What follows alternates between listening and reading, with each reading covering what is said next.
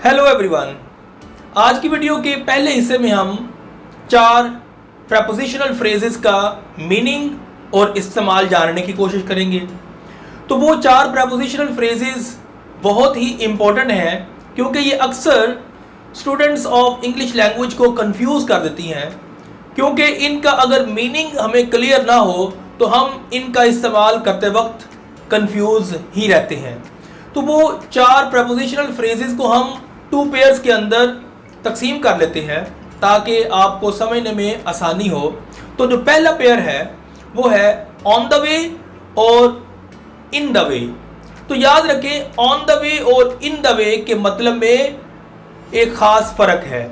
अगर आप इन द वे या ऑन द वे अपनी मर्ज़ी से बोलते रहते हैं तो वो शायद बोलते वक्त आपके लिए एक एम्बैरेसमेंट का बाइस बन जाए, क्योंकि इनका इस्तेमाल अगर नामुनासिब होगा तो फिर मीनिंग में फ़र्क पड़ जाता है। तो लिहाजा अगर मीनिंग बदल जाए तो बात कुछ की कुछ हो जाती है। तो लिहाजा आपने याद रखना है कि जब आपने ऑन द वे इस्तेमाल करना है तो इसका मतलब है, इंग्लिश में हम इसको कह सकते हैं ड्यूरिंग द जर्नी, यानी कि जब कभी भी आप सफ़र के दौरान जिक्र करते हैं तो फिर आप ऑन द वे इस्तेमाल करते हैं। सफ़र के लिए आप इन द वे कभी भी इस्तेमाल नहीं कर सकते, क्योंकि अगर दूसरी तरफ अगर हम देखें तो इन द वे जो प्रपोजिशनल फ्रेज है उसका मतलब है ब्लॉकिंग द वे, यानी कि कोई चीज़ जो कि रास्ते को ब्लॉक कर रही हो। तो लिहाजा क्योंकि वो रास्ते में आती है तो वो रास्ते को ब्लॉक करने का बाइस बन जाती है। तो इसलिए इनके मीनिंग में फ़र्क है और इसी वजह से आपने इनका इस्तेमाल मुनासिब करना है। अगर सफ़र की बात हो रही है तो फिर ऑन द वे आपने इस्तेमाल करना है, और अगर सफ़र के दौरान कोई रास्ते में रुकावट आती है तो फिर आपने इन द वे का इस्तेमाल करना है। तो अभी हम यहाँ वाइट बोर्ड पर कुछ एग्जाम्पल्स की मदद से इनका इस्तेमाल और मीनिंग क्लियर कर लेते हैं। तो देखें, हम ऑन द वे को ड्यूरिंग द जर्नी के मीनिंग में इस्तेमाल करते हैं, और इसके लिए हम example I saw my friend on the way दे सकते हैं, यानी कि मैंने रास्ते के दौरान अपने एक दोस्त को देखा। दूसरी तरफ इन द वे के लिए जो मीनिंग है वो है ब्लॉकिंग द वे, यानी कि रास्ते को ब्लॉक करने वाली कोई चीज़ जो कि रास्ते में रुकावट डालती है। तो इसके लिए हम इसका मीनिंग इस सेंटेंस से क्लियर करते हैं, I couldn't get past because there were many protesters in the way. तो मैं वहाँ से ना गुजर सका क्योंकि वहाँ बहुत सारे जो एहतजाज करने वाले लोग थे मौजूद थे। तो लिहाजा जब रास्ते में एहतजाज करने वाले लोग होंगे तो फिर वो रुकावट के तौर पर सामने आते हैं। दूसरा जो पेयर हम डिस्कस करेंगे वो है इन द एंड और एट द एंड। तो यहाँ पर भी आप याद रखें कि जो इन द एंड है और जो एट द एंड है, इनके मीनिंग में एक ख़ास डिफरेंस है। तो इनका मीनिंग अगर आपको पता हो तो फिर आप इनका बेहतर इस्तेमाल कर सकते हैं, अदरवाइज आप फिर मीनिंग की वजह से गड़बड़ पैदा करेंगे और आपको एम्बैरेसमेंट या शर्मिंदगी का सामना करना पड़ सकता है।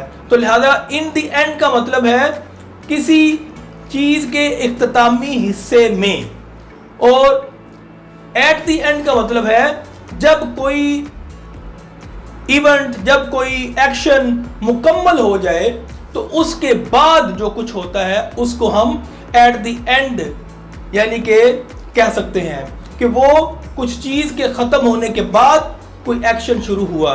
तो लिहाजा इन द एंड इख्तितामी हिस्से में, और एट द एंड अगर उर्दू में हम कहें तो ख़त्म होने के बाद या ख़त्म होते ही। तो ये उर्दू में मतलब है, और अगर हम इनको इंग्लिश में कन्वर्ट करें इन मतलब को तो हम इनका मतलब ये लेते हैं, इन द एंड का मतलब है फाइनली या after a long time. In the end मतलब बिल आखिर या आफ्टर अ लॉन्ग टाइम, यानी कि काफी देर के बाद। तो इसकी एग्जाम्पल हम कुछ इस तरह से ले सकते हैं, in the end of the story the hero killed the monster, यानी कि कहानी के इख्तितामी हिस्से में हीरो ने मॉन्स्टर को मार दिया। तो लिहाजा यहां पर हमने देखा कि कहानी जो शुरू हुई वो जब इख्तिताम के करीब पहुंची तो उसमें काफ़ी देर लगी। तो लिहाजा हम कह सकते हैं कि काफ़ी देर के बाद हीरो मॉन्स्टर को मारने में कामयाब हुआ। तो लिहाजा इसका मीनिंग इंग्लिश में हम फाइनली या आफ्टर अ लॉन्ग टाइम कर लेते हैं। दूसरी तरफ एट द एंड जो है उसका मीनिंग हम ये लेते हैं व्हेन समथिंग स्टॉप्स, यानी कि जब कुछ रुक जाए, कुछ खत्म हो जाए।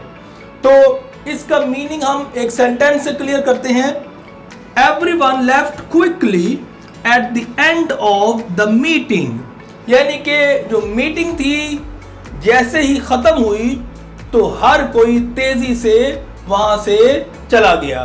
तो लिहाजा यहां आपने इन द एंड और एट द एंड के मीनिंग में भी डिफरेंस देखा और मुझे उम्मीद है कि आप इनका इस्तेमाल जो है वो बेहतर करेंगे। अब हम आगे बढ़ते हैं तो कुछ सर्टन प्रेपोजिशंस का इस्तेमाल मीन्स ऑफ ट्रांसपोर्टेशन के लिए करते हैं। तो याद रखें, जब कभी हम किसी मीन्स ऑफ ट्रांसपोर्टेशन का जिक्र करें तो उस वक्त हम 3 किस्म की प्रेपोजिशंस का इस्तेमाल कर सकते हैं और वो प्रेपोजिशंस हैं बाय, इन एंड ऑन। तो ये 3 प्रेपोजिशंस का इस्तेमाल हम मीन्स ऑफ ट्रांसपोर्टेशन के लिए करते हैं। मसलन हम कह सकते हैं by air, by train, by bus. तो इसी तरह से हम ये भी कह सकते हैं इन माई कार, और इसी तरह से हम कह सकते हैं ऑन द बोट। तो ये मुख्तलिफ इस्तेमाल इनका होता है। अब हमने ये याद रखना है कि हमने बाय का इस्तेमाल किन के लिए करना है, इन का इस्तेमाल किन के लिए करना है और ऑन का इस्तेमाल किन मीन्स ऑफ ट्रांसपोर्टेशन के लिए करना है। और इन तीनों प्रेपोजिशन का इस्तेमाल करते वक्त हमने किन खास बातों का ख्याल भी साथ साथ रखना है।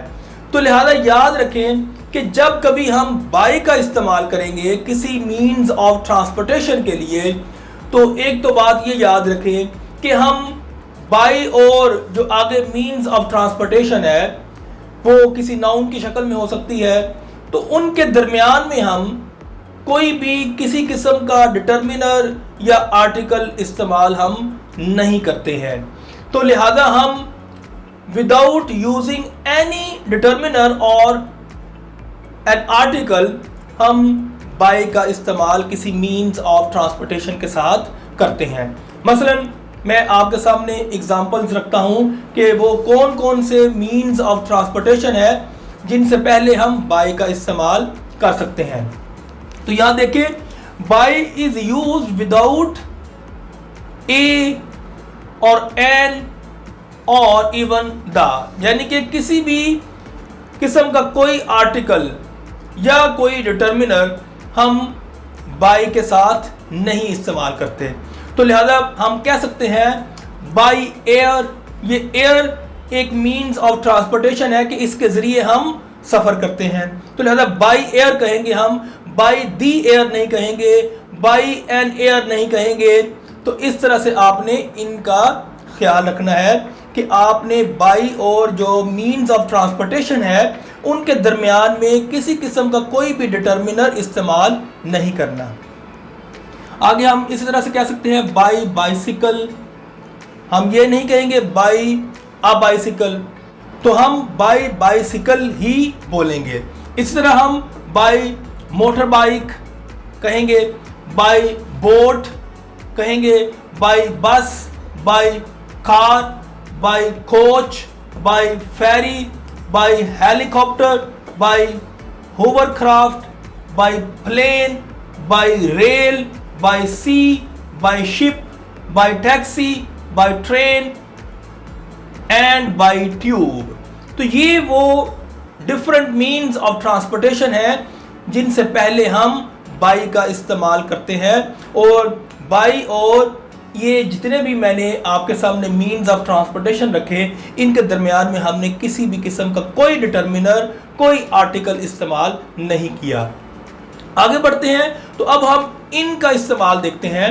तो इनके लिए आपने याद रखना है कि इनका इस्तेमाल जब हम किसी मीन्स ऑफ ट्रांसपोर्टेशन के लिए करते हैं तो उस वक्त हम कोई डिटर्मिनर इस्तेमाल कर सकते हैं, यानी कि हम कोई रेलिवेंट डिटर्मिनर या आर्टिकल उसका इस्तेमाल हम इनके बाद में और जो मीन्स ऑफ ट्रांसपोर्टेशन है उससे पहले कर सकते हैं। मसलन एग्जांपल्स मैं आपके सामने रखता हूं।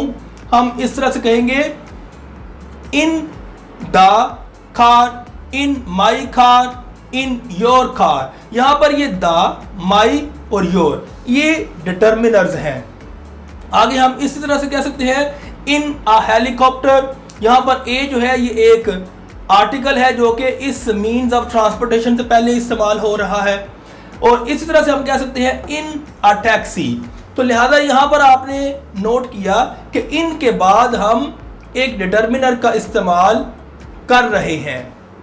और आगे जब हम ऑन का इस्तेमाल देखते हैं तो याद रखें ऑन का इस्तेमाल भी इन की तरह ही होता है, यानी कि ऑन और किसी मीन्स ऑफ ट्रांसपोर्टेशन के दरमियान में हम फिर कोई ना कोई एक डिटर्मिनर या आर्टिकल का इस्तेमाल कर सकते हैं।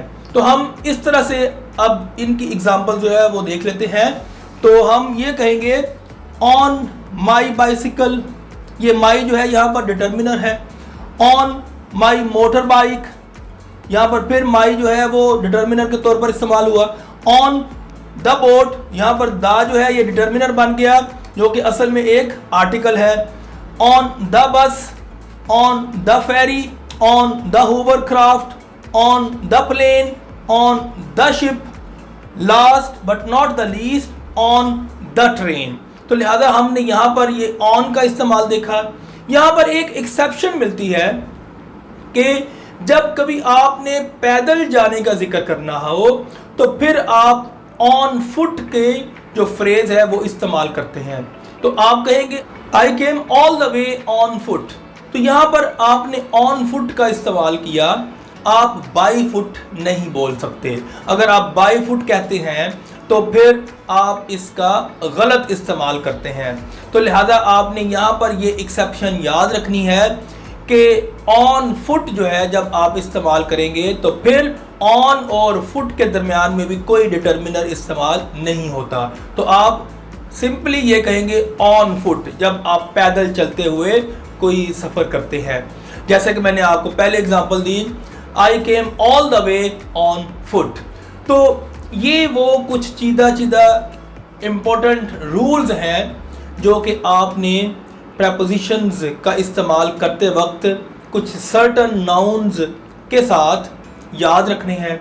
मुझे उम्मीद है कि इनको याद रखने से आप इनका फ्यूचर में बेहतर इस्तेमाल करेंगे। तो until my next video, bye bye.